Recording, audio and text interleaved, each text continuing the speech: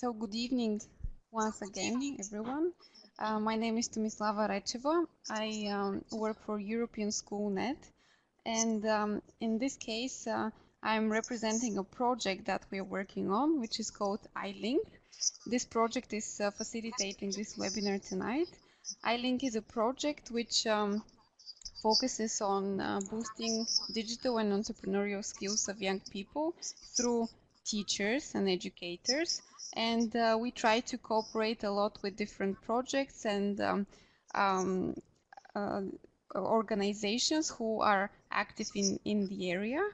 And this particular webinar will be focused on the topic of entrepreneurship and more specifically how to teach entrepreneurially. But you find out more about this from our presenter, who is Patricia Huion.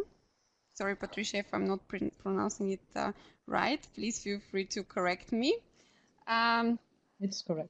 Okay, great. Patricia is a researcher and educational entrepreneur at the University Colleges Leuven-Limburg, and she's also the coordinator of this project, the project that she would present today, and the outputs of the projects that she would present today. The project is called LEEN, Liminality and Educational Entrepreneurship, and she would give you an overview of what the project is about and what are the main outputs that she's going to talk about today.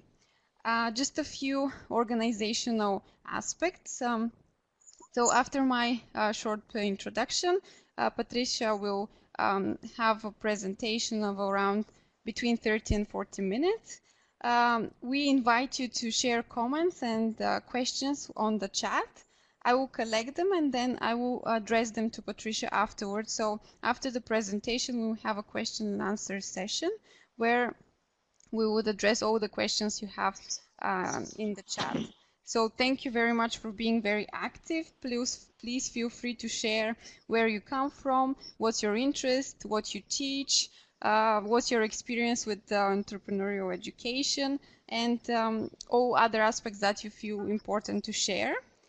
And without further ado, I would like to give the word to Patricia. I will stop sharing now my screen so that the connection is better for you, Patricia, and the floor is yours. Okay, good evening, everybody. I'm really happy for this opportunity. Thank you. LEEN, Liminality and Educational Entrepreneurship has been a very wonderful project. And although I am speaking and presenting this project right now, I want to stress that the work I'm presenting is a result of a very positive and productive cooperation. And at the very beginning, this group of 5 entrepreneurs and 5 teacher institutes, they were kind of stressed, like, okay, we come from different cultures, and how is this going to proceed? How will we be able to develop the things we've promised, and what did we promise actually? So it was a very stressy time at the very beginning, and I'm very happy to say that we managed to change this whole atmosphere. And now I'm happy to share the desserts, which is spelled backwards. Okay, so let's have a look. We had 2 basic questions. How does one enhance a learner's ability to think and respond entrepreneurially throughout a curriculum? So not only when you're teaching about entrepreneurship, but when you're teaching anything, from mathematics to languages, history, chemistry. So how can you increase this learner's attitude of responding entrepreneurially? And then, of course, responding entrepreneurially involves teaching in an entrepreneurial way. And what does this mean? And which questions are raised when you want to teach in an entrepreneurial way? So those 2, the perspective of the learners and the perspective of the teachers, were our 2 starting perspectives. Here are the partners, and you see that we have we started with schools from secondary education. Thomas Palaio is in Santo Tirso in Portugal. Ion Hika is in Romania, and MEP is in Turkey. And those were secondary schools, secondary education schools. We started our project meetings in those 3 countries because they were all situated in, let's say, economically demanding contexts where industry had moved, or where there was high unemployment, or where a lot of employees work abroad. So there were difficult situations. We had 5 entrepreneurs. They were cultural, social entrepreneurs. And then we had 2 universities, and we were responsible for the didactical concepts. So you see there are different specialities, different expertise, and we needed a lot to talk to bridge this gap. But we managed to develop a lot of tools to help this entrepreneurial mentality. And this is a screenshot of our website. As you can see, there are quite a lot of directions you can go. And we worked in 2 ways, experience-based. So we talked a lot to people who are trying to create this entrepreneurial atmosphere in education. And we also talked to entrepreneurs, and we also relied on research. And you see at the bottom, entrepreneurship isn't only about setting up your own business. And there are 2 other lines. And while I'm talking and explaining, I will reveal those other 2 lines. We had a very clear methodology, and that's design thinking. And this is the way from the Stanford University. And in design thinking, it's very important to start from the user's experiences. And so you have to empathize with them. So observe, engage, watch, listen. And so we created quite a lot of contexts and opportunities.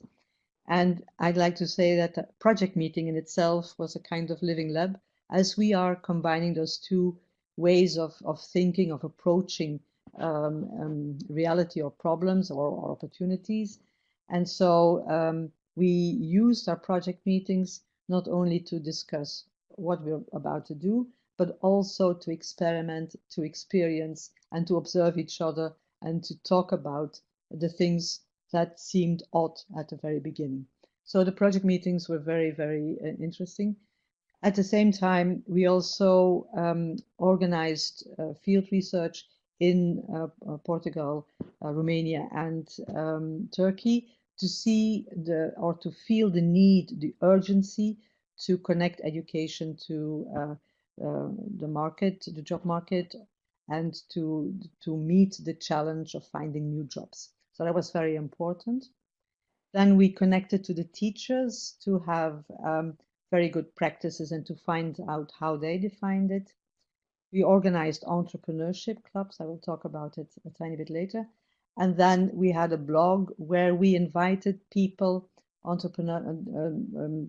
stories of the entrepreneurship clubs, but also the people from the ecosystem which we tried to create in the educational institutes, and ask them to communicate and to share their thoughts. So now I will be talking about this a tiny bit more in detail, but those are all liminal spaces in a way, but also contexts where you can observe and see and try to figure out what's really important. So this is the format, the template we used to collect teachers' experiences, and we connected the questions to the Entrecom framework. We asked questions and using the can-do statements, and asked teachers to describe cases where they used or where their students learned the competences, or where they aimed to reach those competences. It wasn't an easy task. The Entrecomp framework we were not so familiar with that. It was very recent, and quite a lot of teachers had never heard of it, and also quite a lot of entrepreneurs had never heard of it. So it was kind of, okay, we have to work with this, and how are we going to do this? And you see that a lot of people link entrepreneurship with starting up a new business or organizing events. But there were also some who connected it to tackling everyday problems and implementing the solutions into their everyday life. So we discovered a broad variety. Then we had entrepreneurship clubs. We had the 4 entrepreneurship clubs because my colleague in Hiro Kajo in UCLL also organized an entrepreneurship club for teacher trainees. But our main scope were the entrepreneurship clubs in secondary education. And the first one is the Nutella Club, which is in Santo Tirso.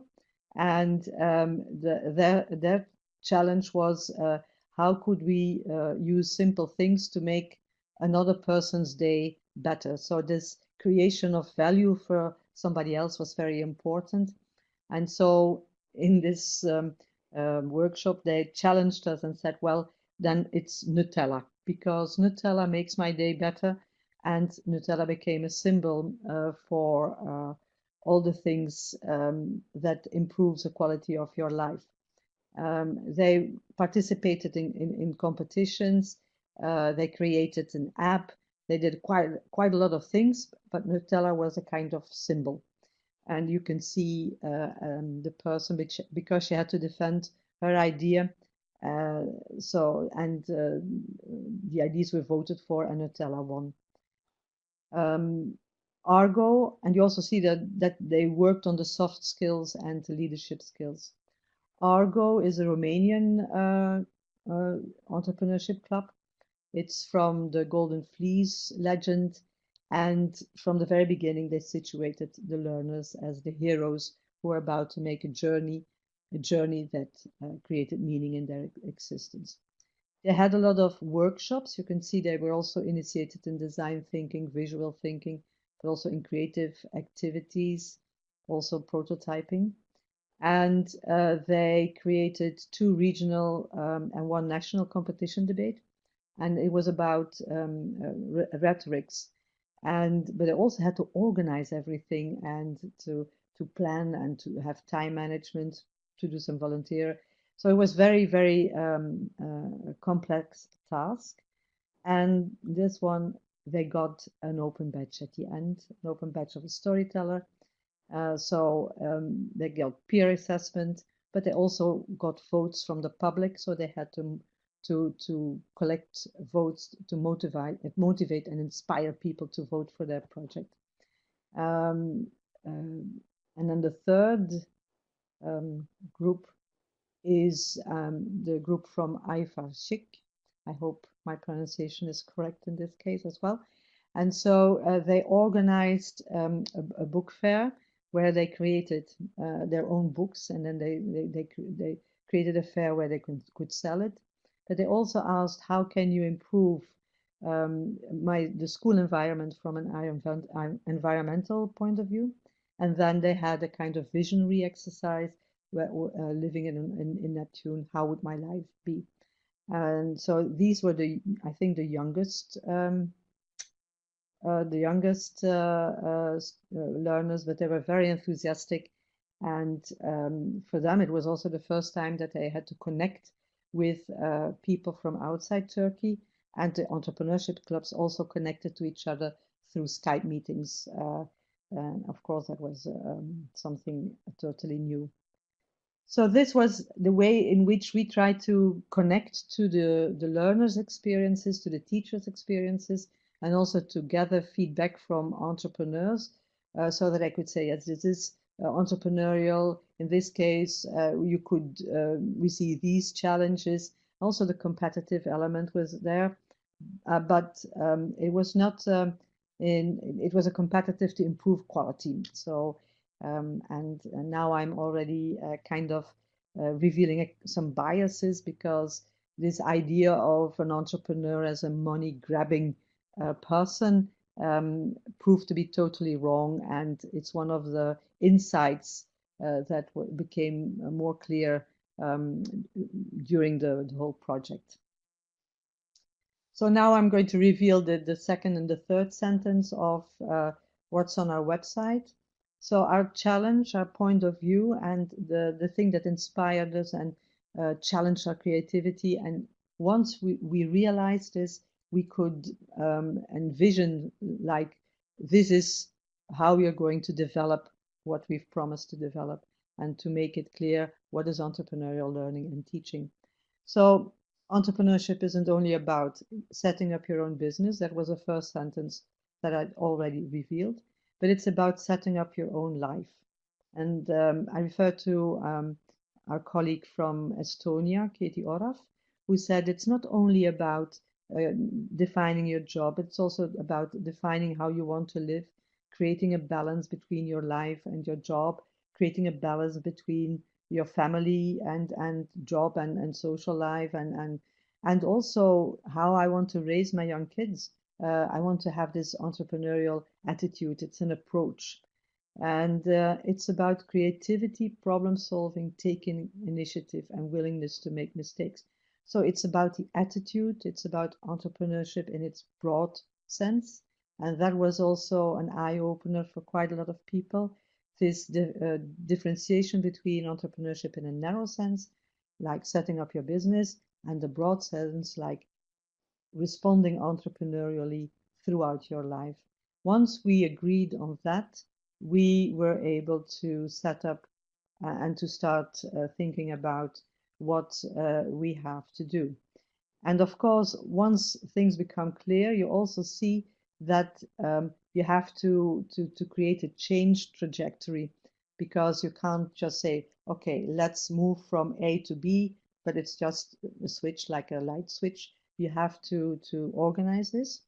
And also you have to make sure that you have a lot of ideas, not only one tiny idea and stick to it, because we changed and changed again and changed again. Because each time when we tried out things, or when we were discussing, or when we met other people, we saw new opportunities, and we were able to implement or to embed them in what we're developing. I'm sorry, I'm always. And so those liminal labs, they had a function of allowing people to open up their minds to be creative, also the ones who were co-creating with us. And there are 3 steps. So one is the step of unlearning old habits, so letting go of what's familiar of you. Then it's the imaginative projection. It's about going as wild. If we go to this, the entrepreneurship club Eifarschik, they were, what if I were to live on Neptune? Go as wild as you want and be as creative as you want. It doesn't have to be possible. And then in the final phase, you choose and you eliminate. And so then you go for the the possibilities which are feasible according to you. I'll show one lab, but we've created 6 labs. So there were 2 labs about the unlearning phase, 2 labs about the explorations phase, and 2 labs about the choosing. And as choosing became a very important thing in entrepreneurial learning and teaching, I've chosen the one, the liminal lab, which is about choosing. You see each time the liminal lab is described, move into the forbidden. What is the actual goal? Courage and to link courage and decision making. Then a description of what's the purpose, so that you have a very clear idea of what we are trying to do. And also the 3 key analyzing stories of entrepreneurial courage, courage diary, and the vision board on courage. So those are the 3 exercises. And what do we want it? We want participants to better understand how to go from these wide range of possibilities to taking taking decisions, and it takes courage to take decisions. So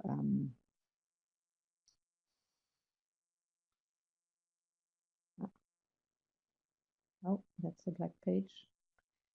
So then you get a description. It's not supposed to be a black page, but I'll move on. Okay, so in the black page, there was a description of how long does it take to do exercise 1, 60 minutes, exercise 2, 30, exercise 3, 30 minutes. What do you need? And kind of a takeaway thing. This exercise, we curated exercises. When you go to the website, you can see that the link is under it. So you have a definition of courage and an exercise, and we work with those words, as you can see in the next. So you have instructions for the moderator, and also resources they can rely on. And the resources are things which we have developed. The learning snacks, which are fast learning tracks, and we developed the learning snacks based on the questions that occurred while we were trying out labs. So we realized, okay, we have to create a liminal lab on cultural entrepreneurship because people are not familiar with this concept. So we have a very short learning snack on cultural entrepreneurship. Then the vision board, again, it says how long does it take, why, and some words you can, or sentences you can use to create this vision board, which is with post-its, and try to have a kind of word cloud defining courage and taking decisions. Then you have an individual and a group assessment. Again, the questions, time frame, so that you have everything is all the material you need are also there. If we say the hero's journey, you have Campbell's hero journey. It's there, so you don't have to go and look somewhere else. You can, of course, but you don't have to. And each liminal lab, we question about what have you learned, and we have a list of 9 key issues, and we ask how did this exercise help you to know how to spot opportunities. So this is and so you have this step-by-step approach for every liminal lab. Then what do we? So the liminal labs were to guide this the change trajectory. It's rather you can do it with your students, or you can do it among your colleagues or in a group of teachers. From our experience, it creates a lot of energy. People start talking. Lots of ideas are generated. It's really very nice. They're very nice labs to do. Okay, so now we have those large group of ideas. So now we started to build a prototype. And so those prototypes, what do we questioned ourselves, what do we want to achieve? What's the essence? And I think we all agree on we wanted both learners and teachers to have a mentality like I can do this, and it's exciting, it's fun. And you can see in our website that quite often we say enjoy, come back and have fun, enjoy this, have a nice time. So it's also about enjoying this learning experience. What did we prototyped and developed? So learning snacks have already short video clips explaining concepts that proved to be very difficult during the development of our learning trajectory. A learning grid, which is our discovery narrative. And students were so enthusiastic about it that they even forgot their lunch break or their breaks in the morning, which was something like, okay, this was quite surprising for us. And we were also very happy with that. We developed an entrepreneurship ecology game, because quite often people say, oh yes, this is very beautiful, but we can't realize it, we can't implement it, it's not for us. And then when you have this entrepreneurship ecology game, you see that there are things you can do. And also it's interesting to do this with people from different nationalities, because it's really an eye-opener. We did this in our innovation camp, and it was really, really very interesting. And our British colleagues are going to create a game from the entrepreneurship ecology game they conceived during the innovation camp.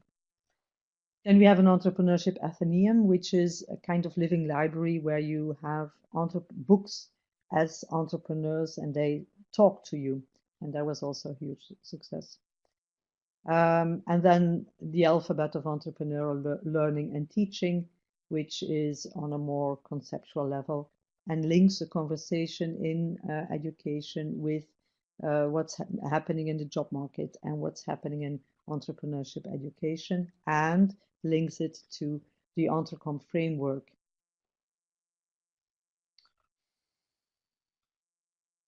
So here you see a learning snack. They were written by, in this case, Janu Turku from Finland. He wrote a scenario, and Katie Oroff created the whole visual and the learning snack. You see the next snack is created by our Turkish colleagues. And so everybody created 3 or 4 scenarios which were developed by Katie then. And so we have 20 learning snacks.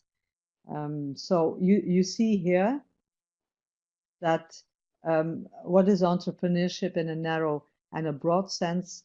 This was very, very important, because this distinction between the two, most people didn't know that and confused entrepreneurship with starting up a business, a commercial attitude, grabbing money. So there were lots of wrong definitions of entrepreneurship. And then why do we link entrepreneurship and education? Again, a motivation, the changing job market. Anyway, you can click on them. It's a YouTube channel, or you can go to our website and you can see them. They are very beautiful, also very to the point. Of course, liminality. When I tried it out in Come to Graz in teacher trainee department, they were kind of confused about this term, and I kind of assumed everybody knew it.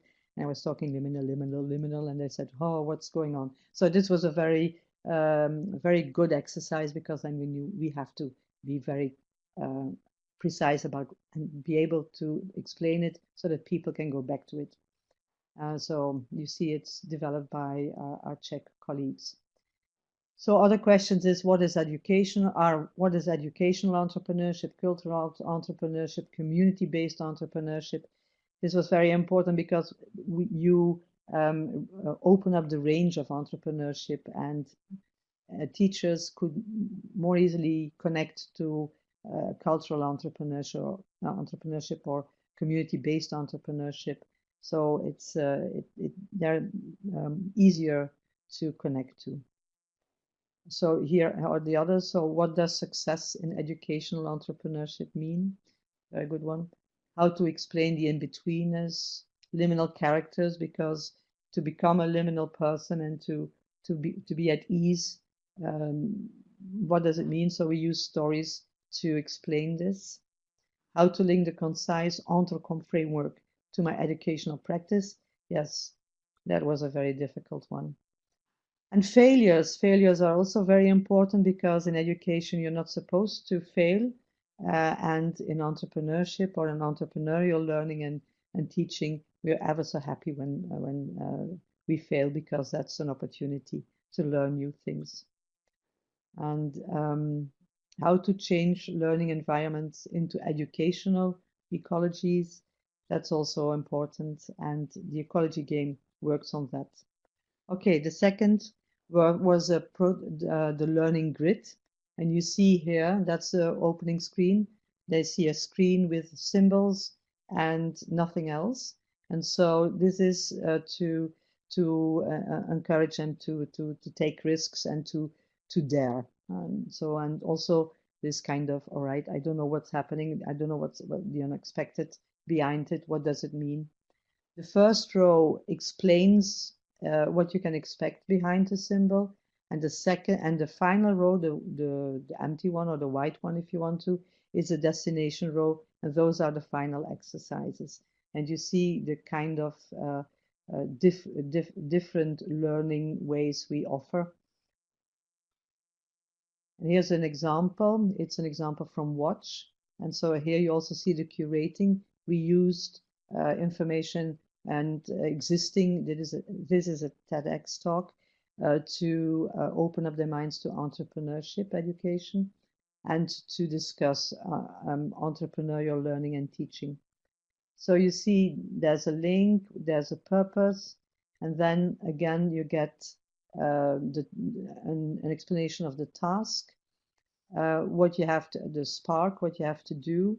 The Wordle, for instance, the link was given to us by a student who was testing the grid, and she said, you can use this, so we included it. And we also give advice on what you could do if you're trying it out in a blended environment. And we also indicate how long this exercise might take. So the teacher can be a facilitator, or you can allow your learners to work through the grid on their own, because they can decide, so they can move through the grid and they can decide, I take a color or I take a symbol, or I use a dice and throw, and then I move 6 steps or 3. Or they can play chess, like use a horse and move through it. Very important is the choice, the autonomy of the learner. They can choose how they move to the destination row. And also there are several difficulty levels in the grid, and it was perfectly okay for us if a learner met with an exercise that might be too difficult. You didn't have to stop. You can move to another one. And that was not cheating. That was perfectly okay. And so they could, and it's a way they can share their final destination tasks with each other, and they can learn from each other. So it's very dynamic, fluid environment. This is an exercise from the destination row, and as you can see, we combined, are you a student, are you a teacher, and then you can choose. And we did this on purpose so that students also can see, if my teacher does this, then he's entrepreneurial as well, because it's very important for entrepreneurial education, entrepreneurial learning, teaching, that the teacher is an entrepreneurial teacher as well, and is seen as an entrepreneur and understands what it means. So we made this visible as well. You can also see that at the end of the journey, they could grab an open badge where there's a description. So they had to upload their final task, and then they got an open badge. And so the final thing we created was a prototype, was an alphabet of entrepreneurial learning and teaching. And so in this case, we wondered, okay, we have developed these things, and what can a teacher do if a teacher wants to continue, if he or she wants to develop new learning opportunities, or if we want to say, okay, what is entrepreneurial learning and teaching? And we thought from a media point of view, if you hand them a long text, from what we saw in our entrepreneurial learning environments, it's not something that engages people. So we wanted to develop, let's say, a step in between. And so also a step that allows us to fast learn, and also a step that kind of creates a kind of fluidity, a kind of playfulness, if you want to, but also choice again, and that's very important. So we made this alphabet, which proved to be far more difficult than we thought when we came up with the idea. And then we said, all right, how can you work with this? And we developed several ways of working with this. It can be used as a checklist, like, okay, am I teaching in an entrepreneurial way? Or as a challenge, like you say, okay, I'm going to, you just pick a letter randomly and say, does my learning activity, is it congruent with this letter, for instance? Or a game where you thumb through and you stop, and this is the letter you have to implement in your preparation or in the activity you're developing. An assignment, it's kind of Scrabble where you have 5 letters and you use those letters to design your learning activity, learning diary or conversation, to open up what's entrepreneurial learning and teaching. And so then you have the each time you have, so this is the G from grid, you have the link to the Entrecom framework. Then you have a description, and these are quotes, and the quotes come from the discussion in educational environments, the future of education, what do we have to do, and also the discussion on entrepreneurial education, entrepreneurship, what do we have to do. And so we link it, and then we link it to where can you find this in the activities we have developed. Each time we also add a list of inspiration where you can go to that book or link and you can read more. And so this is the mediation I was talking about. So we decided not to have a long text or a paper in its own, but to have indicators, signposts, and you can move on if you want to. So that was the idea behind the alphabet. So now we have our last part of the design thinking, and that's the testing.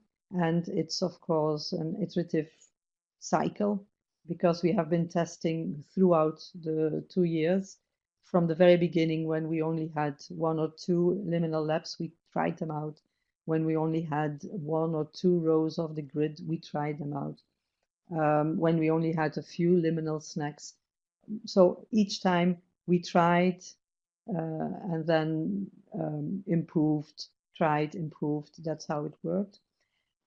The entrepreneurship clubs were very good testing sites, and we could also see what was happening with the students, and could also see the immersion and the engagement and the fun they were having. And so we collected the feedback, and I think the Romanian students asked, could we have more, please? But unfortunately, we haven't developed more. But it was really a very, well, we are very grateful of having been able to do this and see all the joy and learning increase because they were also learning a lot. The project meetings in itself, I think I've learned a lot. My colleagues have learned a lot.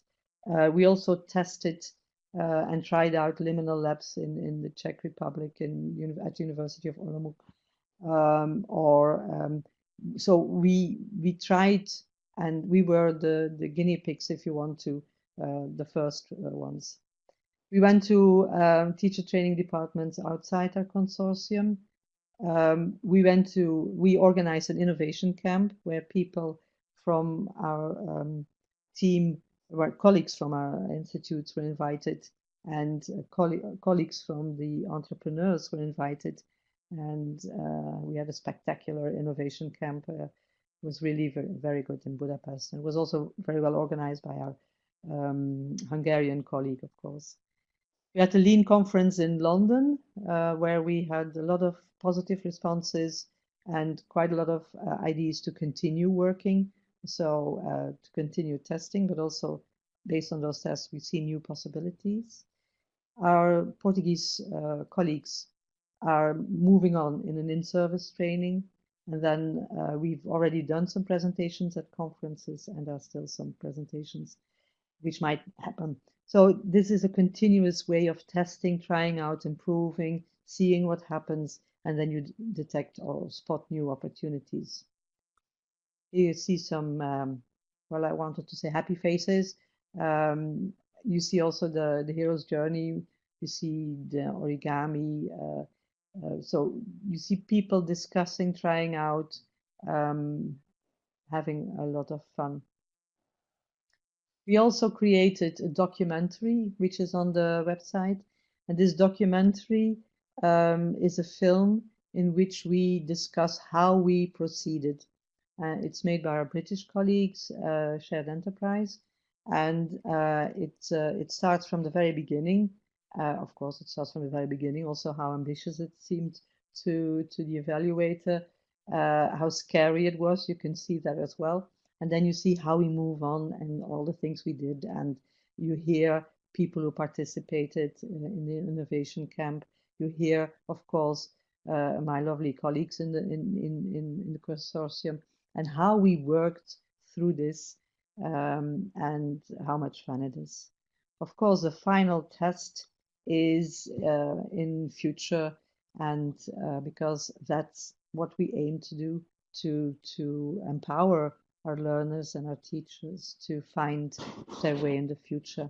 And yeah, that's that's our commitment, our engagement, and I think I can speak for all of the partners in the consortium that we will keep this commitment. And I think that's the whole journey. That was the end of my presentation. Thank you very much, Patricia. I was just not concentrated because I was looking at the chat. There are so many nice and positive comments coming there from the participants. I don't know whether you saw them, but everyone is really impressed with all the materials that you shared, and I'm sure that they're looking forward now to having some spare time to explore the whole website, because everyone was asking for the link to the website and all the materials. And yes, the people say that it was very inspiring. LEEN.eu. Yes, I shared the link already a couple of times. So Okay. even after the presentation, when we share the recording of the webinar, we will share the presentation and also the links, all the useful links that there are within the project. So don't worry, you get all the information.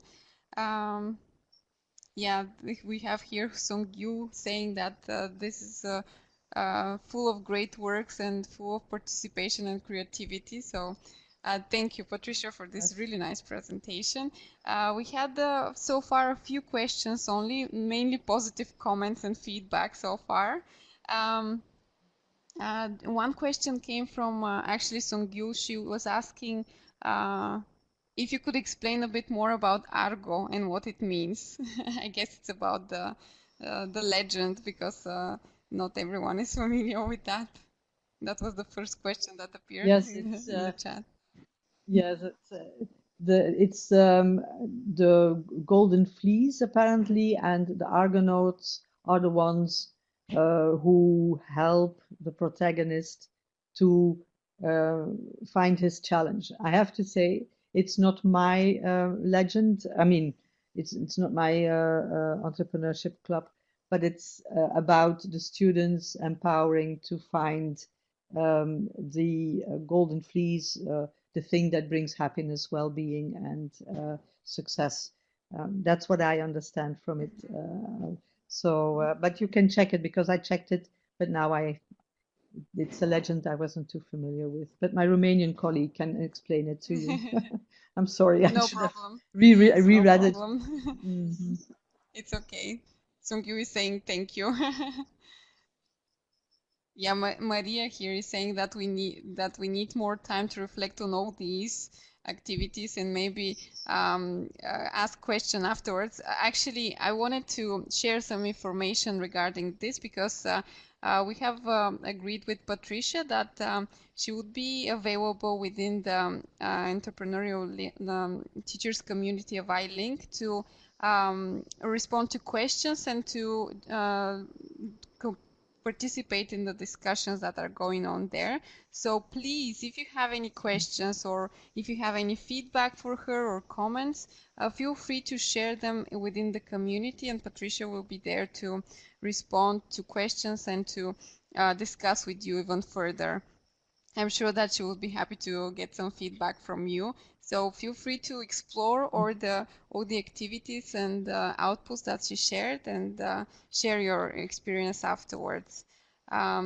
We will create a relevant forum for that. Yes, we will create a thread and a forum, so you have the opportunity to share. There is Patricia, there is great interest to to actually have this, so I'm happy that you agreed to do it.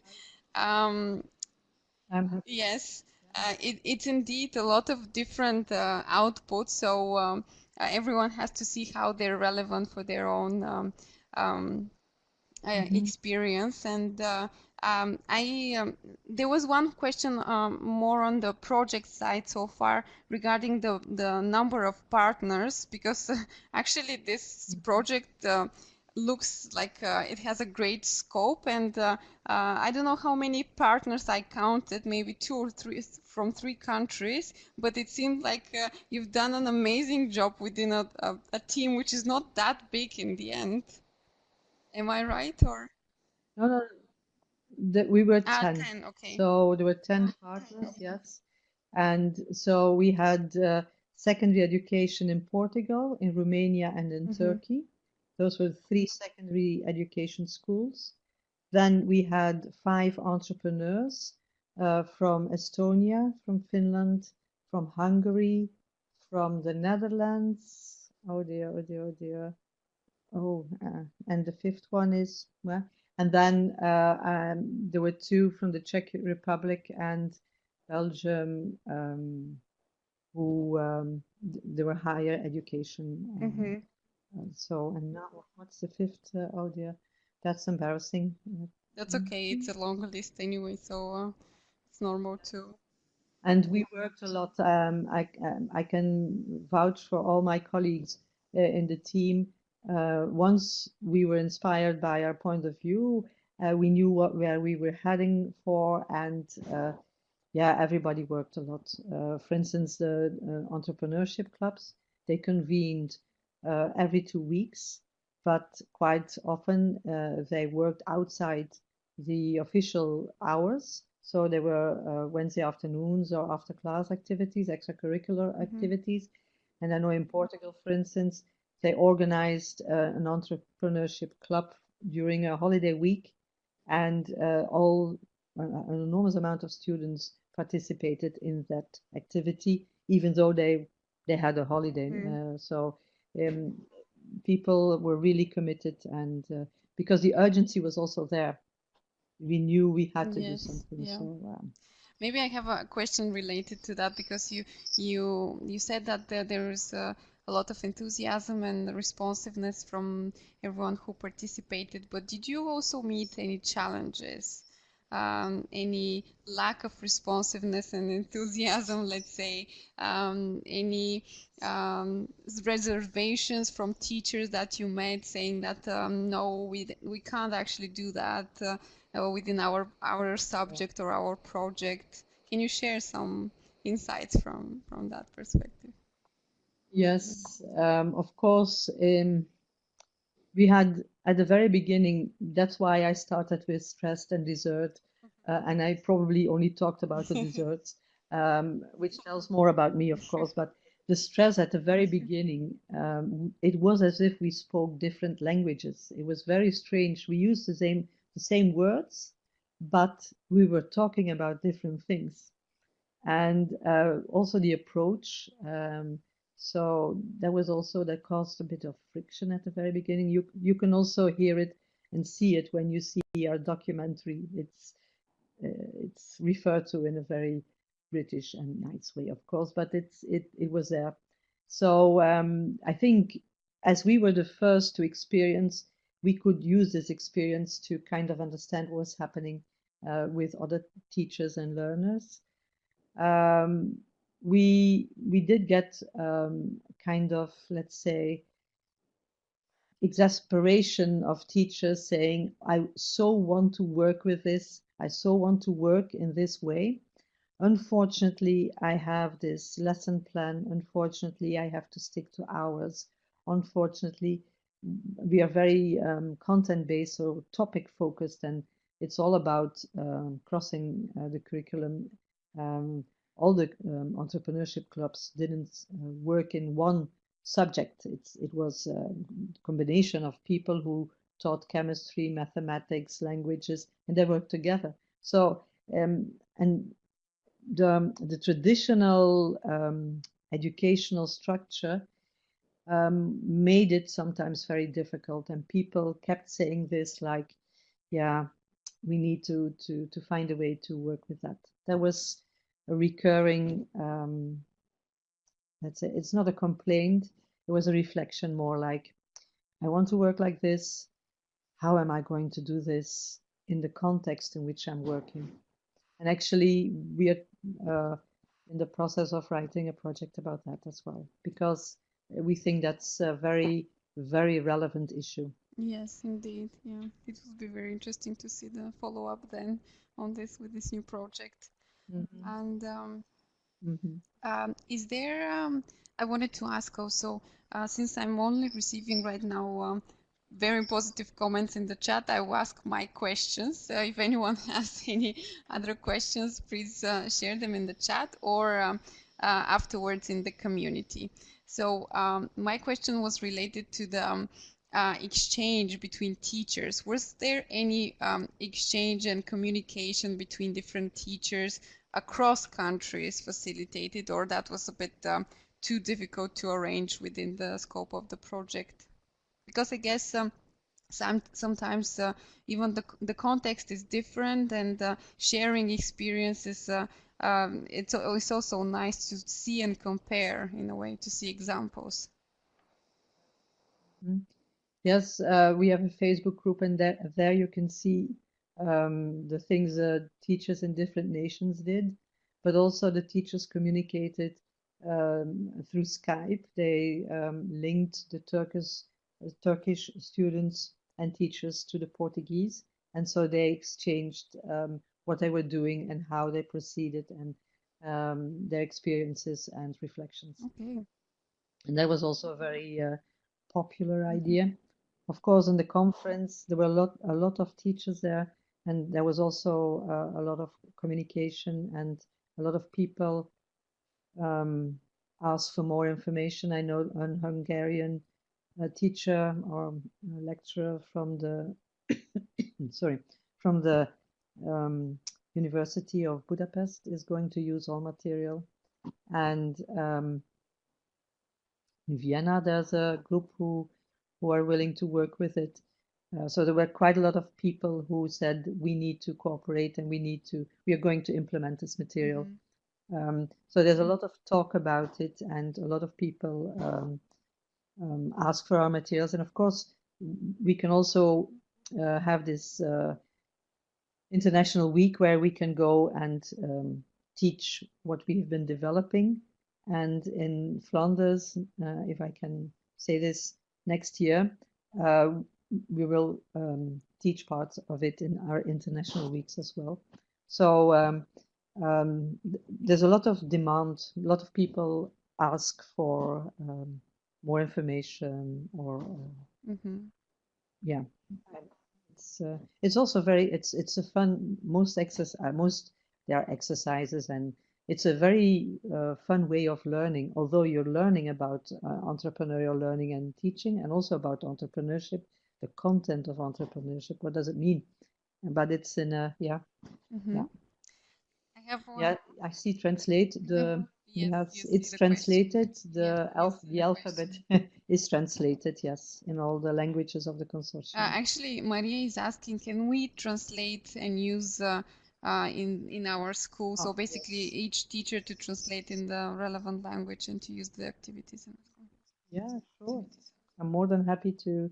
Yeah, that would be absolutely fantastic. Great. Maria, I hope you're satisfied with this response. Yes, she says thank you. So With this, I think we can end the webinar if there are no other questions following. I'm sure that there will be questions in the community afterwards, because you've shared a lot of interesting outputs, so participants need a bit of time to go through them and see what's relevant for them, and what questions might arise from that. So thank you very much, Patricia, for this very inspiring webinar. I will share all the information, the recording and the presentations next week with all the participants. And we will continue this conversation, I hope, in the community, where we'll create a separate thread forum discussion for that. So thank you once again, and have a lovely evening and weekend. Thank you for joining on a Friday evening. We really appreciate that as well. And thank you, Patricia, for the nice presentation. Thank you for the invitation. Thank you. Bye.